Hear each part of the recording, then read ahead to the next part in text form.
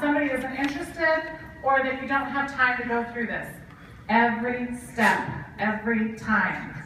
It's really important. I know sometimes we get to a show and we feel like, oh, I don't have time for that, or there's too many people here, or these guys have been to my show before, so I'm not going to do that ticket game or whatever. You need to make sure you're going through these steps at every show. So I arrive at my show 30 minutes early.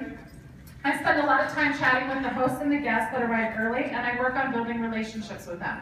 It's really, really important. It all starts with relationships in this business in every aspect, but particularly recruiting. So I ask them questions like, have you ever been to a show before?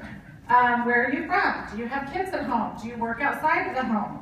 All of those kind of things are going to help me understand their needs and how I can help them best, especially when it relates to the business. So once I've created a relationship with them, then I can really focus in on what's important to them and how that business is going to relate to them. There's so many reasons why we do this business, and so we want to make sure that we make sure it applies to everyone in the room. And by building those relationships, you can do that. Once everyone's arrived, I ask the host if she's ready for me to get started, and this is how I start my show. Welcome, everyone. Thanks so much for coming. I really appreciate you all coming out to support our host, Brenda, today. Give her a round of applause. All right, she's so excited to get lots of things with the Pampered Chef on her wish list for free, and she couldn't do it without you.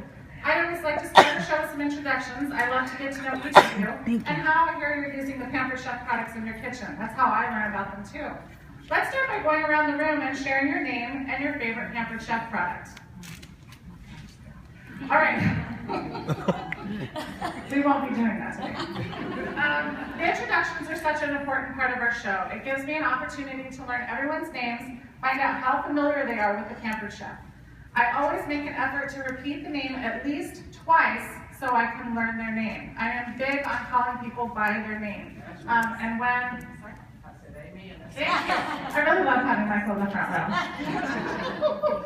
All right, so you really want to make sure you remember their name, and one way to do that is by repeating their name a few times whenever you're doing introductions. I continue the conversation about their fair share.